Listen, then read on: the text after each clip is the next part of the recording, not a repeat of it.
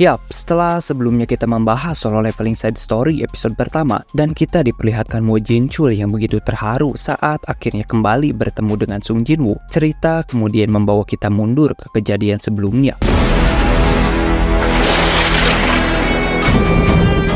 Saat itu, Wo Jinchul merasa bahwa tindakannya sangat bodoh. Ia menyadari betapa tidak masuk akalnya menanyai seorang siswa SMA tentang makhluk berbahaya, padahal jelas-jelas mereka hanyalah siswa biasa. Namun, sesaat setelah itu, Wo Jinchul mendengar sebuah suara, "Ketua Asosiasi, apakah kau akan mempercayaiku?" Wo Jinchul pun langsung terdiam. Ia sedikit kebingungan ketika mencari asal suara tersebut dan menoleh ke arah tangga. Ia tak melihat apapun di sana, tak ada seorang pun. Merasa bingung dengan asal suara itu, Wo Jinchul tak berpikir lama. Di dalam hatinya, ia langsung menjawab bahwa ia mempercayainya. Dan tepat setelah itu, Sung Jinwoo dengan cepat memperlihatkan seluruh kejadian di masa lalu, mulai dari pertempuran para hunter, konflik besar yang melibatkan para monark, hingga bagaimana awal mula peperangan itu terjadi. Saat melihat semua kilasan kejadian tersebut, Wo Jinchul tampak sangat terkejut. Ia bahkan tidak sanggup menampung seluruh ingatan yang selama ini telah terlupakan. Wo Jinchul melihat dirinya sendiri di masa lalu, melewati berbagai kesulitan dan ancaman. Ia juga kembali menyaksikan percakapan terakhir antara dirinya dan Sung Jinwoo saat Sung Jinwoo benar-benar berniat untuk melawan para monark seorang diri. Adegan kemudian kembali ke percakapan antara Sung Jinwoo dan Wo Jinchul. Di sana, Wo Jinchul akhirnya mengajukan pertanyaan yang sejak tadi mengganjal pikirannya. Ia bertanya kepada Sung Jinwoo, sebenarnya berapa lama dirinya bertarung sendirian di celah dimensi dan menghabiskan mereka semua. Di dalam hatinya, Wo Jinchul sebenarnya sudah mengetahui bahwa Sung Jinwoo pernah menghilang selama 2 tahun berdasarkan data yang ia miliki. Namun, ia meragukan bahwa semua itu bisa diselesaikan dalam waktu sesingkat itu karena kita semua tahu jumlah pasukan monark mencapai ratusan ribu dan hampir mustahil bagi Sung Jinwoo untuk menyelesaikan semuanya dalam waktu yang begitu cepat. Mendengar pertanyaan itu, Sung Jinwoo pun menjawab dengan singkat, 27 tahun. Mendengar jawaban itu, Wo Jinchul langsung terkejut. Waktu yang dibutuhkan ternyata jauh lebih singkat dari apa yang ia bayangkan. Karena itu, Wo Jinchul kembali bertanya, apakah Sung Jinwoo tidak menyesal telah melakukan semua itu? Sung Jinwoo menjawab bahwa ia tidak menyesal karena itu adalah keputusannya sendiri, dan berapa kali pun ia mengambil sebuah keputusan, ia tidak akan pernah menyesalinya. Wo Jinchul pun kembali bertanya, apakah sekarang Sung Jinwoo menikmati kehidupan barunya? Sung Jinwoo menjelaskan bahwa dirinya sudah merasa puas dengan kehidupan barunya. Namun di sisi lain, kekuatan yang ia miliki kini membuatnya tidak bisa menua, sehingga ia harus terus berganti nama agar tidak diketahui oleh siapapun. Mendengar hal itu, Wo Jinchul kembali terkejut. Ia menyadari bahwa Sung Jinwoo kini memiliki kekuatan yang berada di luar batas manusia biasa. Meskipun begitu, Sung Jinwoo tetap memilih untuk hidup sebagai manusia biasa. Setelah itu, Wo Jinchul menanyakan tujuan Sung Jinwoo selanjutnya. Namun, Sung Jinwoo mengaku bahwa untuk saat ini, ia belum memikirkan rencana ataupun tujuan apapun. Wo Jinchul yang menyadari banyaknya para penjahat yang menyerahkan diri karena keberadaan bayangan milik Sung Jinwoo, kemudian menawarinya untuk bergabung ke dalam kepolisian. Sayangnya, Sung Jinwoo mengatakan bahwa ia akan memikirkannya terlebih dahulu karena ia tahu jika dirinya benar-benar bergabung dengan kepolisian, para polisi tidak akan bekerja sebagaimana mestinya. Sebab hanya dengan keberadaannya saja, Sung Jinwoo sudah bisa dengan mudah menangkap para penjahat yang berkeliaran di luar sana. Wo Jinchul kemudian mengatakan bahwa ia akan menunggu keputusan Sung Jinwoo. Namun Sung Jinwoo menjawab agar Wo Jinchul tidak perlu menunggunya karena keputusan itu mungkin akan memakan banyak waktu. Setelah itu, keduanya pun berpisah. Waktu kemudian berlalu dengan cepat. Kita lalu diperlihatkan seorang penjelajah gurun yang hendak melaporkan sesuatu yang sedang ia lihat.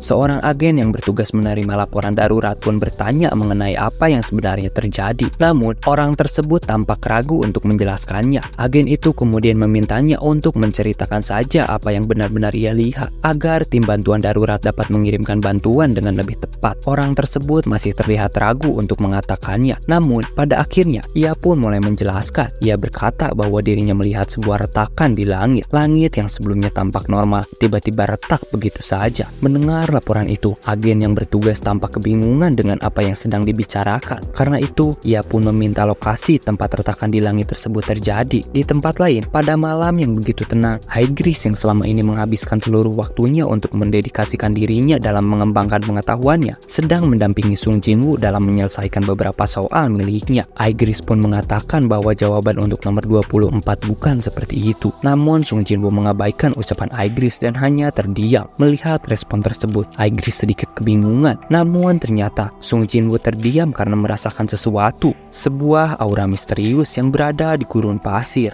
Tak lama setelah itu, Sung Jinwoo pergi menuju sebuah cafe soft. Di sana, ia bertemu dengan Envoy. Envoy pun menyapanya karena mereka sudah lama tidak bertemu. Sung Jinwoo kemudian langsung bertanya apakah kejadian ini merupakan ulah Envoy dan para ruler. Mendengar itu, Envoy langsung merasa takut dan menjelaskan bahwa ini bukan ulahnya maupun ulah para ruler. Ia mengatakan bahwa pergerakan kali ini terasa berbeda dari sebelumnya. Sung Jinwoo lalu bertanya, jika memang begitu, apakah Envoy mengetahui siapa pasukan yang sedang mendekat itu? Envoy menjelaskan bahwa baru-baru ini ia merasakan adanya sesuatu yang berasal dari dunia lain yang mencoba memasuki dunia Sung Jinwoo, dan kini keberadaan itu sedang berusaha masuk ke dunia manusia karena mereka telah diusir dari dunia asalnya. Sung Jinwoo pun bertanya mengenai alasan mereka ingin datang ke dunia manusia. Envoy menjelaskan bahwa makhluk tersebut adalah pasukan para Titan. Mereka semua diusir dari dunia mereka sendiri karena dikenal sangat kejam. Tujuan mereka memasuki dunia manusia adalah untuk memusnahkan seluruh penghuninya. Mendengar hal itu, Sung Jinwoo mengatakan bahwa mereka jelas bukan sekutunya. Ia juga bertanya, mengapa pada waktu sebelumnya saat para ruler menggunakan Cup of Reincarnation, kejadian seperti ini tidak pernah terjadi. Envoy membenarkan hal tersebut. Ia mengatakan bahwa sebelumnya memang belum pernah terjadi kejadian seperti ini. Sung Jinwoo lalu menyimpulkan bahwa sebelumnya mereka memasuki dunia Envoy lalu berpindah ke dunianya. Ia pun memahami bahwa tujuan utama pasukan tersebut sebenarnya adalah dirinya. Envoy kembali menjelaskan bahwa menurut para ruler, pasukan itu datang untuk mengincar sisa-sisa kekuatan besar milik Sung Jinwoo. Karena itu, para ruler telah mengirimkan pasukan mereka untuk menghentikan para Titan. Namun, Sung Jinwoo menyadari bahwa pergerakan para ruler sudah terlambat karena untuk membuka sebuah portal dibutuhkan waktu bertahun-tahun. Dan bisa jadi saat para ruler akhirnya tiba di bumi, para Titan tersebut sudah meratakan seluruh dunia. Pada akhirnya, Sung Jinwoo pun menyadari bahwa mau tidak mau dirinya harus menyelesaikan semua ini seorang diri. Adegan kemudian berpindah ke wilayah gurun di Amerika. Setelah kantor pelaporan darurat menerima informasi mengenai langit yang retak, mereka segera mengerahkan sejumlah pasukan militer bersama para ahli untuk mengidentifikasi apa yang sebenarnya terjadi. Para ahli pun mengungkapkan bahwa selama 30 tahun terakhir, baru kali ini mereka menyaksikan fenomena seperti